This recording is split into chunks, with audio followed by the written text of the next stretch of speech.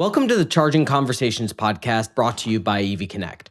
Charging Conversations is the go-to audio stop for electric vehicle charging businesses. I'm your host, Seth Engel. Each episode, I talk to different leaders in the EV charging space about the innovations, challenges, and successes that drive the industry forward. Whether you're just getting started in your EV charging business or you're an industry veteran looking to learn about the latest trends, you are in the right place. One favor, if you like what you heard, please like, subscribe, and share this episode. It helps others find the show. Today, I am talking to Micah Battaglia, the General Manager of Dynamic EV Charging, which is an EVSE installer and network based in Southwest Missouri. I talked to Micah about how Dynamic got started, how he maximizes charger utilization, and how he thinks about setting up an O&M team. Lots of insights to share on this one, so here is my conversation with Micah.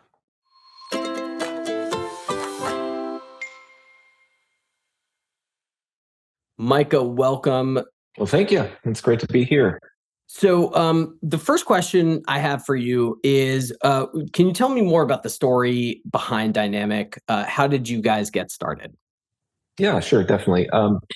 So the story of Dynamic goes back quite a ways. 20 years ago, we started a company called L&B Services, and we specialized in underground utility. So we did gas, water, electric, underground work. We got a fleet of directional bores, boring machines. We got excavators, all the construction equipment that you would need for that line of work. And it was about 5.5, 6 years ago, we started to get hired by national companies to put the infrastructure in for EV charging stations. And after we did a few of those, we realized that here we are going into a fresh site, completing about 85 to 95% of the work. And then after we do all that, then that contractor would come in, hook up the units, activate them, and call it good. So at that time, we were like, well, we did 95% of the work, might as well do 100% of the work. And so we broke off Dynamic EVSE from L&B Services and started Dynamic as a strictly an EV installation company. And that's really interesting. It's something, so like, I think where you're getting at, 95% of the work is kind of like the make ready work. Getting a site. Yeah. That we see that too, that's definitely one of the big barriers to really pushing through EV charging, because like not all sites, even if it looks good on paper, like there's a lot of potential work that needs to be done to even make a site ready for EV. Yes. What Correct. made you go all in on charging as a business? Well, when we made that split, it was in 2020, and at that time, EV charging around our area, at least within 200-300 miles, there wasn't anything on the map. As far as you can go to PlugShare, you go to EV Connect, you can go wherever you want to go to search for these EV charging stations, and there's just nothing here. And so when we started this, it was kind of a risk in saying that this area has not adopted EVs yet.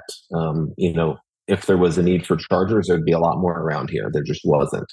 We kind of went with the mentality of if you build it, they will come type of thing. We saw the writing on the wall with EVs. We saw the legislation coming across. We saw, the plan that the government has to move towards a more EV, more environmentally friendly future. And we decided to go all in on it, and it has definitely paid off. We have been busy since day one. Not that there wasn't a lot of work involved in that, of course there is, but once we started and once we got our name out there, we really had to push to get to the public to say, hey, this is us, this is what we do, this is why we're good at it. And once we started up and got first couple of jobs under our belt, they just started flooding in. At that time, I think we just hit the perfect timing. There was a lot more EV adoption happening in our area. A lot more EVs being released into the public and a lot more available for everybody. And so once we put it in place, we found that the drivers were more comfortable. Oh, I can buy EVs now. We got these chargers across town if I need them or whatever it might be. So, it was a risk. it paid off. I think that every market in the US is behind, like you were saying before, the number of charging stations you need to support the number of vehicles that are going to be out in 2024. We're way behind, and so there's room for everybody to hop in and grow. And as long as you have that good structure for your business, you have that support from quality companies that you use or partner with, like EV Connect, then I can't say it's a sure thing, but man, it's hard to miss right now. So what's Dynamic's business model right now? So we are a full end-to-end turnkey EV installer. So we did not quite start out that way, but that is where we've migrated, like you mentioned before, with the help of you and the service platform that helped fill some gaps. But we do everything from lead generation to sales.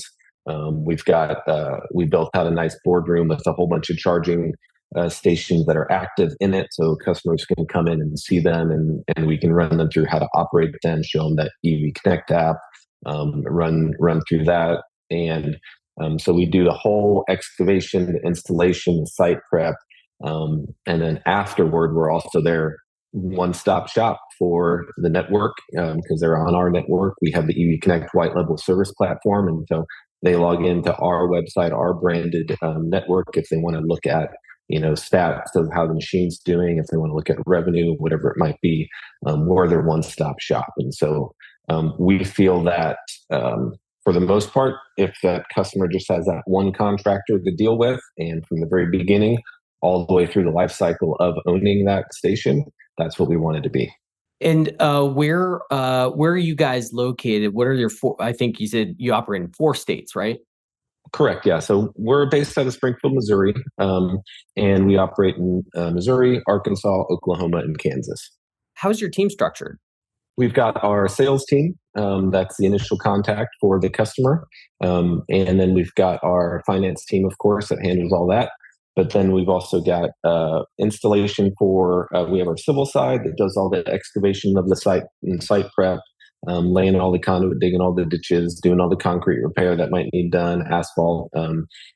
We are uniquely structured, like I mentioned before, to have that fleet of boring machines. And so we don't have to sub out if we need to do a bore under a parking lot or to get the power to where it needs to go. So we do all of that. And then we have a couple of different master electricians on staff, and each of them have a couple of teams underneath them. Most of them are installation teams, and we also have a service team as well. One of the questions we often get is, how do you evaluate potential sites for EV charging? Like, what makes for a good site? Oh, sure. Yeah, definitely. And EV drivers, they know the drill. They know that, when you pull up to a site, you might be there for 20, 30 minutes on a DC fast charger, or, longer if you're looking at putting in level 2s at a shopping center or whatever. But we just want to make sure that site has the power availability nearby. One of the most expensive things is if the power is not near, if you don't have 3-phase for a DC fast charger coming to the site, and you got to get that over to it, that's what's going to really hike your price a lot. But besides the power availability being there, we love amenities, and EV drivers, they're very comfortable with parking in front of a machine, plugging in, and walking across the parking lot to grab a sandwich or a cup of coffee. And so all the sites that we own and operate ourselves, not only do we sell to customers, but we also install our own that we own and operate. And we just make sure that those sites are well equipped with amenities. We put the most recent one we activated was about a week and a half ago, and it's located in the parking lot of a 24/7 IHOP. Right next to that is a Starbucks. Right next to that is a Jimmy John's, and there's a convenience store right next to that. I mean, it's packed. So you can drive through and park if you want to eat in your car and watch Netflix on the screen. Or you can park and use the restrooms at the convenience store, or go into IHOP that's 24/7. And once we put that station in, we spiked in usage of that one right away. And so it's just confirmation that amenities are king. If you're wanting to put a DC fast charger in for public use, do it around amenities, and they'll come to that over another one. 100%. I agree on that. We done work with a dealership in Texas, and they built a whole suite of they basically built a whole, they call it an EVHQ in Dallas, Texas, like 6 chargers, and they have all kinds of amenities. People can go, and they are busy around the clock. They've got like 40% utilization, which is very high. Yeah, that's great. Why did you decide to be a service platform with EV Connect? That was the gap that was kind of missing. So, I mean, we do the installation, and after that, you kind of cut ties with the customer. What we like to do is have that long relationship with the customer, build the trust, build a relationship. We know everybody. If I or if our team gets a phone call from one of the station's owners, they know us, we know them. We've dealt with them since the beginning, and having that service platform, I mean, is great for customer service. They know us, like I said, and we just are able to get out there and handle any issues that may arise. 95% of the time, we know if there's an issue before the customer does because of the alerts we get from the service platform, which is fantastic.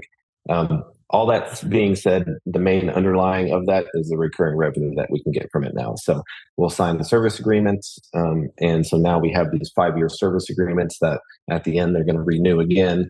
And so it's just another form of revenue coming in that we didn't have before. And did you have to make any changes to your business model, or to like how you structure your business in order to shift to this service platform? Yes, a little bit. We already had all of our techs whenever we install a unit. So if we're working with, a Blink unit or a Rovi unit or a Breeze unit, whatever the unit might be, we have all of our techs certified through the company to work on them and install them. And so our techs already had the training and the knowledge to do the service.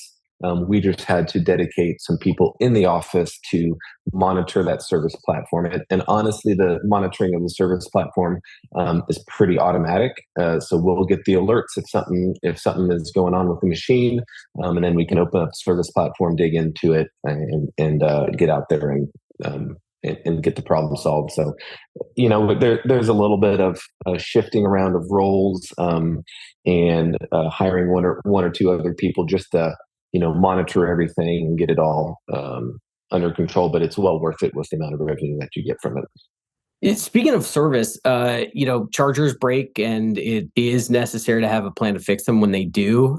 Like one of the things that we heard from our customers, which is what precipitated the service platform, is, even if it was on the EV Connect network, like it was like the installer or the distributor is getting the call when something goes wrong, and so they were having to say to that led to finger pointed, like they were having to say, well, actually, this is like a EV Connect thing, or this is your responsibility to fix, to the customer, which is never a good experience. So I'm curious, like how does Dynamic think about operations and maintenance? Yeah, well, you're 100% right. I mean, whether you have a service contract or the service backend that EV Connect offers, and you install a site and something goes wrong, that customer will be calling you first. Well, that's just how it works. And so we're getting those calls anyway, and wanting to help our customers and wanting to have a good answer instead of saying, well, you need to call this person instead, or you need to contact the manufacturer instead, and good luck with that. So we think that it's a huge part to be involved in that, and it's a no-brainer. It makes us look better when we're the ones that get the alert, and we call the customer like, hey, we're going to have a guy out to service your machine today. It looks like it's not charging at the speeds that it should be. It's had a fault here or there, and so we're going to get out and fix it. And like I said, most of the time the customer doesn't even know that there's anything wrong. We'll know way before them.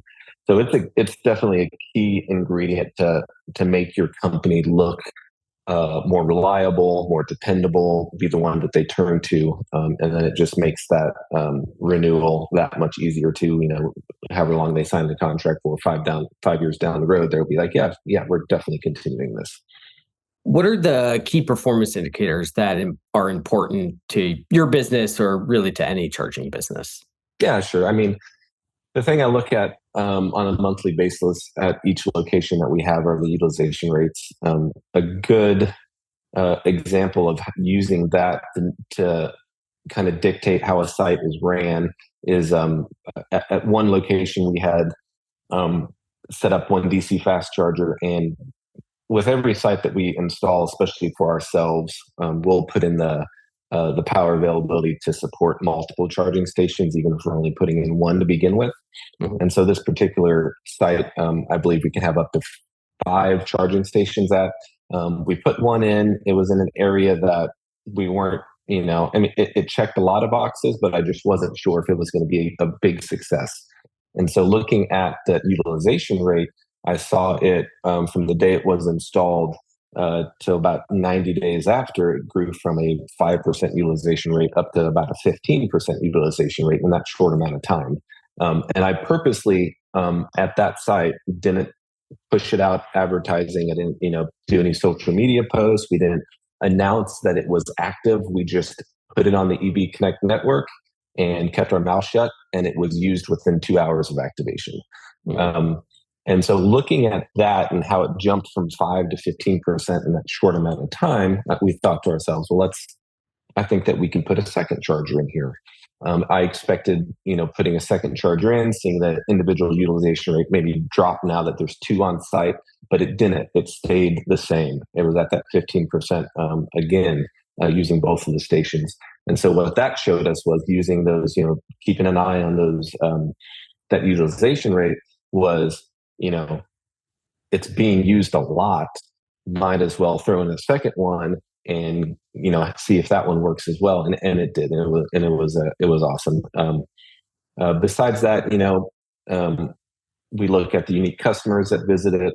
We install DC fast chargers kind of in central locations around a bunch of apartments, and so you'll see reoccurring charger or customer IDs come through, and that these are people who possibly live in these apartments and don't have on-site charging, and they'll come to us. We also look at reviews and customer satisfaction a lot. We look at the revenue that we get per charging session. We look at downtime and maintenance as well. I mean, there's a lot of stuff that we look at to help kind of predict, what we can do at the next site better, or if we can install, if a customer comes to us and they're like, how many chargers should we install here?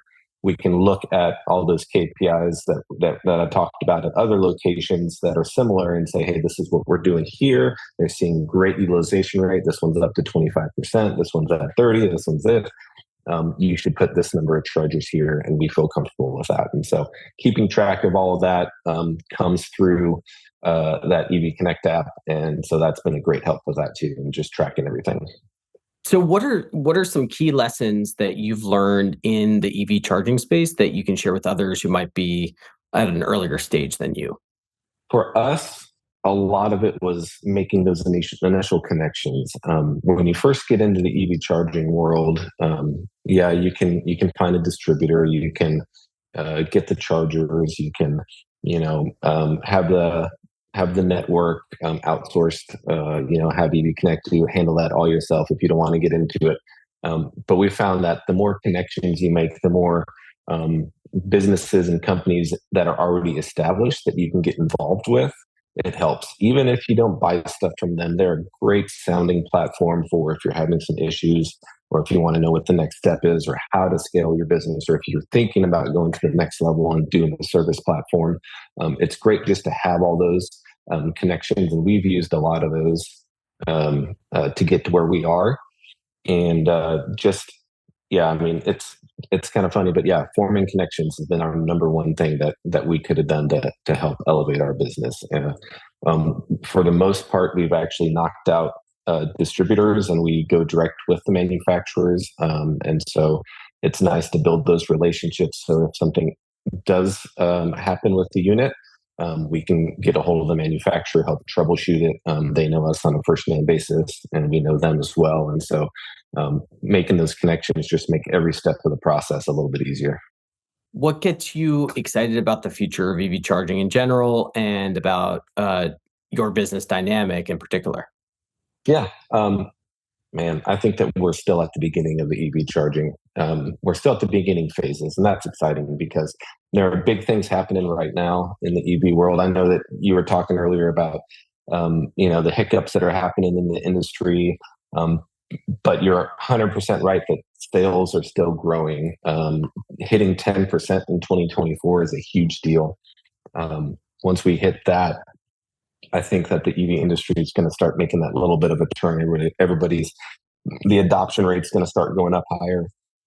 But it's exciting to be at something in the beginning phases. If everything plays out exactly how people are predicting, and we do hit like this 30% EV rate in 8-10 years. If we hit that, it's going to be crazy. There's going to be so much business for everybody for the charging installation across the country. And so it's real exciting to be at that point right now, to see the future, even if we only hit half of what is predicted, even if, what Ford says they're going to be doing in EVs in 10 years, even if it only reaches 50% of what they're claiming they're shooting for, it's going to be a huge deal. And so it's pretty exciting to be in it at this stage. Last question, and thank you so much for your time and thoughts on EV industry and on your business. Where do people find you if they want to get in touch with you, or if you're in one of the states that Dynamic serves? Where do they get in touch? Yeah, sure, definitely. I think Nicolette's going to share contact information with everybody at the end of this. But dynamicevc.com is our website. That's the number one place to go. You'll find all our social media, our LinkedIn, our Facebook, or Instagrams on there, as well as phone numbers and emails. But Micah at dynamicevc.com. That's my email. That's the easiest way to get a hold of me. If you have any questions, or if you're looking at taking that next step, I can be one of those connections for you. So feel free to reach out. Awesome. Thank you so much, Micah. That brings us to the end of this episode of the Charging Conversations podcast. Thank you to Micah for today's enlightening conversation, and especially to you, our audience, for tuning in. Thank you also to our podcast platform, Castos, for hosting and editing this episode. If you liked what you heard and want to support us, please remember to like, subscribe, and share this podcast with your network. It helps others find the show. And don't miss out on our next episode. Subscribe now and stay charged. If you have any feedback or requests for future episodes, please let me know at podcast@evconnect.com. Until we meet again, keep charging forward.